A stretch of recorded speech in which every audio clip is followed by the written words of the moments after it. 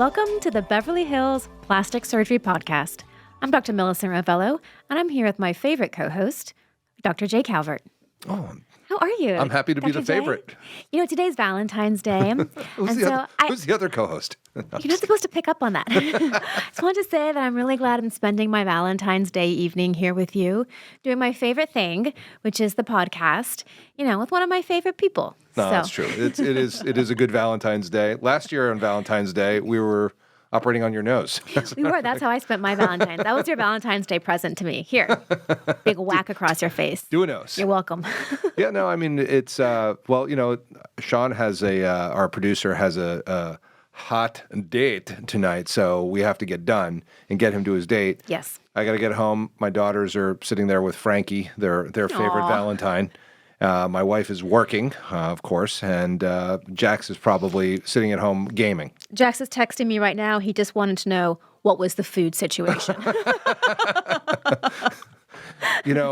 I'm having a glass of wine right now, and wine tastes like you can get your own dinner. That's how our evenings are going. Well, there was a very specific reason that you wanted me to intro this podcast, because I believe you've told me in the past that you like the sound of my voice. It can at times be soothing, and you wanted me to intro this in a soft, soothing way that we are actually talking about the real cost of plastic surgery. Yes. Which is just ugly sometimes. This is an unpopular topic because, things are going so well with like a lot of patient leads and people who are like, hey, I'm thinking about doing this. Hey, I'm doing that. That's great. Oh, what's the cost? Radio silence. Yeah, no, that's how it goes. The cost is real. The cost is very, very real, but it's also very, very variable. How about that for onomatopoeia? But it's very variable between locations, between countries, between surgeons, between two surgeons that work 5 feet away from each other. So this is the podcast that talks about why surgery costs what it does and what are all of the variables that go into that fee that the patient sees on the other end of their email.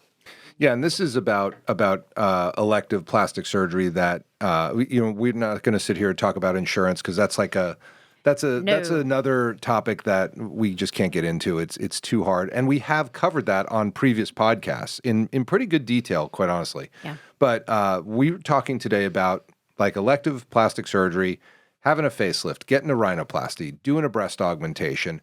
What does it cost? How do those fees make sense in various parts of the world and in various parts of the country and in surgeon to surgeon, because it is so variable, as you said. Yes. It can be a swing of thousands of percents. Yeah, yes, that's a good way of putting it. Really? Yeah, no, for sure. I wanted to share with you something that came on to my notifications today, which I thought was so ridiculously LA that I just burst out laughing. It came from Postmates, so the food delivery service, and it said, "Are you looking for a Valentine's Day treat? Hailey Bieber has a strawberry glazed sundae available only today at Erewhon." Erewhon is like the most overpriced, ridiculous grocery store in LA. And I was like, could that be any more LA It's so true. A Hailey Bieber strawberry glazed sundae from Erewhon. And was it $87? Probably. It was. It totally was. Definitely. So, yeah, I mean, I think I bought lunch yesterday for the entire OR. Speaking of fees, by the way. Yeah, so I bought lunch for the entire OR staff, and we had visitors yesterday from, all over the country and everything. And I think it was $250 for like pitas and chicken. Yeah. Yeah, it is absurd. That sounds about right. Absurd. Yeah. So, back to the price. But that brings us to why do things cost more in certain parts of the country? And we'll get into this, but some of it comes down to how much it costs to practice and to live in certain parts of the country. So True. When you get to your price quote part of your consultation, you will get a price quote. And every practice does it a little bit differently. Some practices just bundle in all the costs of everything into one number, and that's the number that's given to the patient. What I do is I tend to break it down a little bit so patients can sort of see what the differences are. But what's being calculated in that fee are 3 or 4 things. The first is the facility fee or the OR fee. That is usually based on the hours that it's going to take in the OR. It's a very formulaic fee based on where you practice. So, however many hours that surgery is going to take is going to be how much the OR costs. And that is the cost that it takes to run the surgery center. So, the rent, the water, the electricity, the staff, the supplies, everything that goes in to making an OR run. That's the OR fee. Then there's a fee to the anesthesiologist if you're having a surgery that has anesthesia. And that's usually also an hourly fee based on whatever rate the anesthesiologist charges. And that's also sort of a standardized fee for any given surgery center. Then there's a fee for any implantable devices. So if you're having a breast augmentation, the cost of the implants, or if you're having facial implants. So the cost of the implants that are going in you is another fee.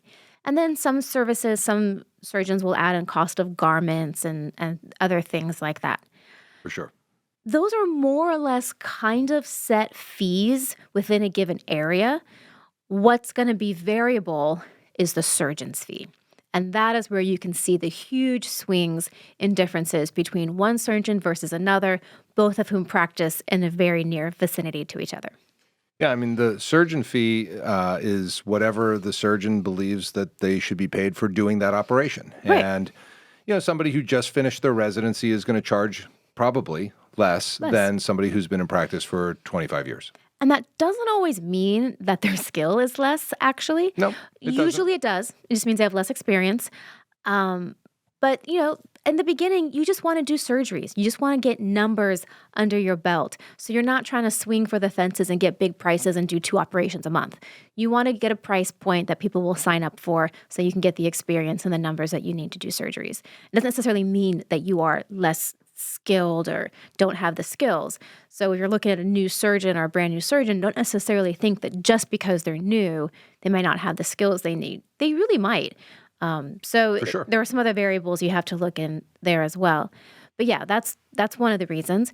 Another thing you have to look at, the surgeon's fee, yes, it's a fee paid to the surgeon, but it's a fee paid to his or her practice. So the cost that surgeon has as overhead to run their practice, how much staff do they have? How much is their rent? What do they pay on marketing fees? So it's not like it's money directly in that surgeon's pocket. It's Hardly. money to their practice, and then they have to use that to run the practice. And a big giant practice needs probably larger fees. If they're in a very expensive part of town or country, it's going to cost more to run that practice. Just to even pay their staff, it's going to cost more. So that's another reason why surgeons' fees may be variable, amongst practices, even within an area. Yeah, I mean, and that surgeon fee, interestingly, how I arrived at my fees was, and it was really clear because when I was at Pittsburgh, there was a very smart private practice guy named Michael White. And Michael's still in practice. He's amazing. And he kind of said, okay, so look at what you get paid for doing like a skin graft. And how long does that take you? And how many times do you need to see that patient? And how much care do you provide for that? And look what it takes you to do a breast reconstruction with implants. And how many times do you see that patient? And how much time does it take you in the operating room? And start to get an idea of how much care you provide and what you get paid for it. Mm-hmm. And this is how you can start to establish what your rate is for the care that you provide. Now, when you start out, it's you and a coordinator and a place that you're seeing patients in and paying rent on or whatever, or you bought a building, whatever it is that you do, wherever you are in the country, that costs a certain amount of money. Well, as you go on and your practice becomes more robust, and say a practice like mine where we have people flying in from everywhere from Indonesia to Ireland to Germany from Newark, New Jersey, from Manhattan, Boston, whatever. I have multiple people coordinating the care of those patients. I have multiple practitioners, including my PAs, that are part of the practice. I have a fellowship training program. I have people that answer the phones, because we answer the phones in my practice. And so to get that, I'm making a call, I'm calling the practice, and somebody's going to pick up, and I'm going to get an answer to my question today, is very different than the practice where it's like, leave a message, we'll get back to you sometime in the next week or so.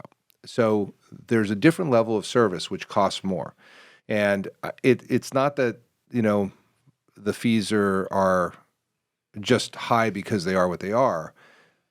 The fees that I charge provide value for my patients. And I think, there's been times where, I know people look at price quotes, they're just like, holy crap. But then they get their result, and then they get the care, and there might be bumps in the road on the way, and we take care of those bumps in the road. And that's when the patients realize, like, I paid for this to turn out right. And to get great care, and to have somebody who, and I say this all the time, you find out how good your surgeon is when there are problems. Absolutely. Yeah, for sure. That's when you know. Because when there's a problem, you learn who your surgeon is for you. And because problems happen in surgery. They happen to me. They happen to you. Yep. They happen to the top everybody all around the world. They happen to everyone. They suck. And do you want to have the surgeon that says, oh, man, well, go to the ER, I'll see you when I can? Or do you want the surgeon that's like, I'll meet you in my office in an hour? It's a question of what kind of care you want to receive. And I will tell you that in plastic surgery, you definitely get what you pay for in most cases. There are certain times where it's a money grab, and I've seen this a lot, where people are just charging crazy fees because they've managed to like hook the marketing bug and ride it really well, and they get people coming in based on marketing, not necessarily based on results, and that's when the fees kind of get crazy, and especially. I always say I'm very proud of the fact that my patients stick around and have more surgery with me. That's one of my favorite parts of my practice. Yeah, I couldn't agree more. That's the best compliment you could get from a patient. Right. So there are other practices that are just like one and done. We'll market the next one in. We'll get the next one in. We'll just, we're finished with this one. Get me the next one. Finished with this one. Get me the next one. Because there are a lot of people in this world. And so you can have that practice. So I think when it comes to fees, the analysis of what it is that you're paying, depending on where you are. If you're in Cleveland, Ohio, it's going to be very different than if you're in Manhattan or Los Angeles. The fees are not the same. They just aren't. They're not the same because, as we alluded to, the cost of running your practice, the cost of living in these areas, as the staff and the surgeon have to do, are different. And there's just, everything is more expensive in this part of the world. 100%. Our strawberry glazed sundae from Erewhon is more expensive.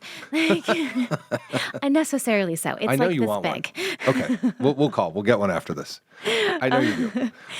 Everything is just more expensive in certain parts of the country, and that's going to include your plastic surgery.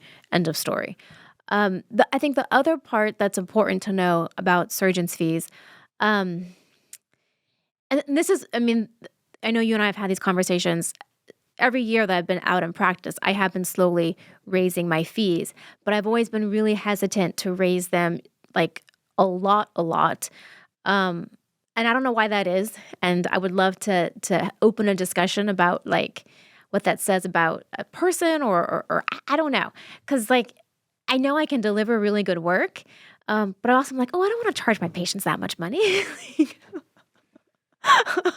You see, this is where you need a boss. You do. It's like... I'm like, I can take that. That's okay. Yeah, that's okay. I see, and then this is when you yell at me and say, raise your prices. I'm like, it's not but that's fine. So, yeah, and so... But the thing is, my practice and my services, we still deliver that white glove service. Of course. Deliver that white glove service to the breast reduction that comes through insurance. I still see them on Saturdays. They still come into the office for off-hours visits. They still get their questions answered immediately. I don't know how to do a practice in any way other than that, regardless of how much the patient has paid. So I don't know, maybe I need to see a therapist about that. No, it's not that. You just, you have to, there comes a point where the dollars and cents have to add up. And so it's not, as a, would I give it away too? Sure, I would. If I could do it for free, I would. But I can't. I have too much, and I don't want the care to suffer because, I did cut my costs back, and I'm not going to do that. I mean, I make fine money. I'm not, I think people think we're billionaires. We're not. We're not. We do well. We make great livings. I love what I do. I'm honored and privileged to do what I do for patients, and I thank them for trusting me to take care of them. At the same time, it's hard to know that the cost is what it is, because I'll just give here's a dollars and cents example for those of you following along at home. Prior to the pandemic, the McKesson bill, our supplies bill for our operating room, for an average of usually about 30 cases to 35 cases a month for one operating room, the supplies bill was on average $4,700. Today, we do an average of 30 to 35 cases per month, and the same exact supplies are now $29,000. The same supplies. Supplies! So, little joke there for Dave Stepien. But if you can think about that, that is how much the costs have gone up, and they haven't coated the lap pads with gold leaflet. No. They haven't bronzed the suture packs. They haven't added aroma to the all the drains that we use. Like, they haven't done anything. It's the same supplies. It's the same stuff. The same exact stuff. And it's not like it's 30 years later either. So when you see that happening, and I don't even want to get into the medications because they've ballooned as well. And all that adds up and adds up. And so, the cost of getting plastic surgery has gone very high. Yeah. Everywhere. And it's not just where we are. I know it's around the country. I've talked to my colleagues. It's crazy town everywhere. For part of that reason. And by the way, inflation and all of that stuff affects plastic surgeons too. So they need to raise their fees so that they can, send their kids to school. Costs have obviously gone up everywhere across the board. Totally predictable. We printed $6 trillion. It's going to go up. It's going to go up. But there is variability. And I would argue that, the highest fee surgeon does not necessarily mean the best surgeon. Frequently, there is a correlation for sure, because that usually means that a surgeon that's been in practice for a while and has consistently delivered good results and can charge that much. That's right. Theoretically, usually. Not always.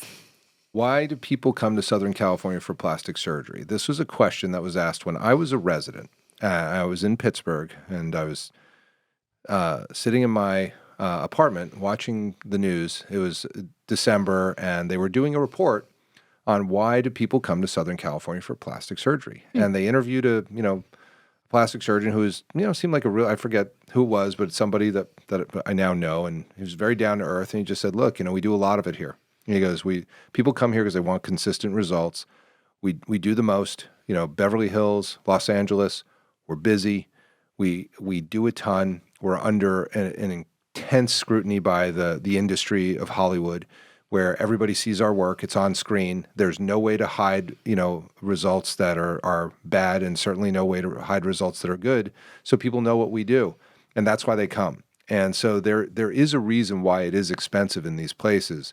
New York is kind of the same thing. Yeah. You can't hide your results there. It's like it's out in the open. And the tolerances for average results are not here. It's not here. You have to nail it. You have to, and so people do come here because they want the plastic surgery gold standard. They're just looking.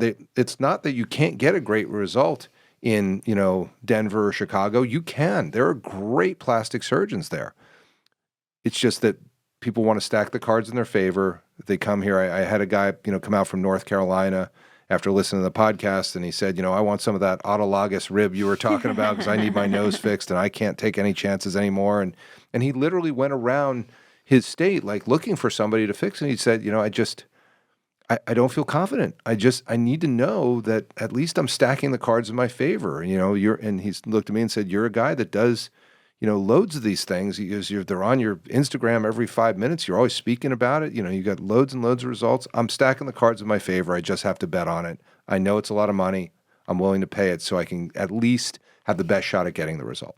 And that's why I think it is this is why I wanted to talk about it, because people just hear a number and go, oh, that's too much, or oh, that's this or that, without considering what it is that goes into your choice of buying, that kind of an operation for yourself versus, saying, you know what, I don't need that. I can do it for less somewhere else, and I'm going to get what I want. It is a very personal decision, and I don't take it lightly. That's why I thought this was an important topic for us. Yeah, I mean, you've said all the right things, all the things that go into taking into consideration what goes into a fee. And then then at the end of the day, it comes down to the patient's decision, what their personal resources are, what they feel comfortable spending on, the level of comfort they have with their surgeon, the dynamic that they have between the two of them, and then up to them whether or not it makes sense. Yeah, and you don't have to spend oodles of money on it, but I can tell you that, you really, if you're sitting there looking at those types of operations where it's like, I need this to be right, then you do want to stack the cards in your favor, and it may be more than you had bargained for in the first place, but find the money and do it, because you'll get more money. I promise you that. Plastic surgery is not cheap. It's not cheap. It's not cheap, and it should never have been advertised as cheap. No. It drives me to no end when I hear those commercials like advertising, breast dogs for $3,500 or $5,000. It's like plastic surgery should never be considered cheap or discount. Like it's plastic surgery. Yeah, it's an operation. It's on your body. It's like, it's anesthesia, it's cutting, it's there's blood and bleeding, and there's chances of problems and infections, and like all these, there's complications that can occur. All that stuff should be in, your front brain when you're saying to yourself, but where am I going to get this done? Like, and who's going to take care of me? And how do I stack the cards in my favor to get the best result possible? That's what it is. And there you have it. I mean, cost is cost. But there's a lot that goes into it. The considerations are key. And I am definitely glad we talked about this today. Good. Well, I will let you take us out since I started us. And you're the one that hammered it made home. It real for the folks at home. Well, I'm going to let you be the bad guy in this one here. That's true. Well, then this is the Beverly Hills Plastic Surgery Podcast, coming to you from the 90210.